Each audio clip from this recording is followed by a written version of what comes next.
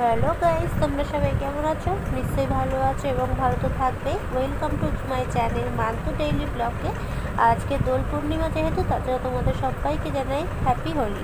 আর এই হোলির জন্য, হোলির দিন মানে দোল পূর্ণিমার দিন আমরা নিরামিষ খাবো। তো ওইদিকে দেখলে পাঁপড় ভেজে ফেলেছি, প্লাস তার সাথে মুগ ডাল হবে আর আলু পোস্ত হবে।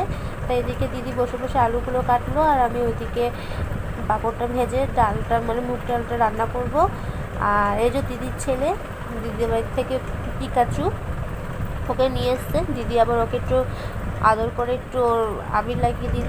দেখতে কি কিউট লাগছে তাই না? সাদা রঙের উপরে সবুজ রঙটা আবিরটা দেওয়া হয়েছে, দেখতে খুবই ভালো লাগছে। আর আজকে এই হোলি স্পেশালে আমরা একটা জিনিস তৈরি করছি, সেটা দেখে তোমরা বুঝতেই পারছো, সিদ্ধি। হ্যাঁ, আজকে আমরা সিদ্ধি তৈরি করছি, সবাই মিলে একসাথে খাবো, বেশ এনজয় করবো যার জন্য। আর এই সিদ্ধি তৈরি করার রেসিপিটা তোমরা আমার নেক্সট ব্লগের মধ্যে পেয়ে যাবে। আর এইটা তৈরি করার জন্য তো এদিকে দিদির ছেলে ফটাফট ফলগুলো ধুয়ে নিয়ে এসে দিয়েছে ওকে, ও কেটে গুছিয়ে নিয়েছে। তো গোছাচ্ছে এদিকে, আর এই ফলগুলো কুচি কুচি করে কাটার পরে এগুলোকে পেস্ট করাবে। ওইদিকে আমি আবার এদিকে সব কিছু পরিষ্কার করে নিলাম। তো আমাদের ফাইনালি সিদ্ধি তৈরি করা কমপ্লিট হয়ে গেছে। এখানে জায়গু আর সোমনাথ গ্লাসে হাতে করে নিয়ে বসে পড়েছে খাওয়ার জন্য। আমিও খেয়েছি, খাইনি বলাটা ভুল, খেয়েছি।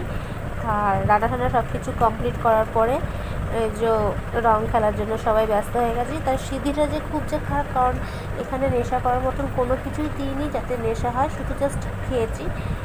আর এই যে আবির ঠাবির মাখিয়ে ওরা আমাকে ভূত করে রেখে দিয়েছে, কারণ বলেছিলাম যে আমাকে রং মাখাবি না, তাই আবিরটা দিয়েছে। আর এটা হচ্ছে কি দিদির জায়ের ছেলে আর একটা জায়ের মেয়ে।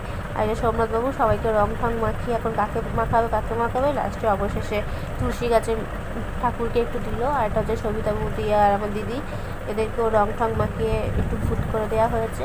মুখগুলো দেখতে কি বিচ্ছিরি লাগছে তাই না?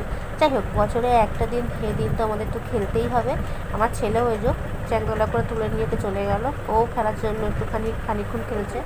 তা যাই হোক, আমার এই হোলির ব্লগটা যদি ভালো লেগে থাকে তাহলে তোমরা অবশ্যই লাইক করো, কমেন্ট করো আর শেয়ার করে দিও। এইভাবে পাশে থেকো।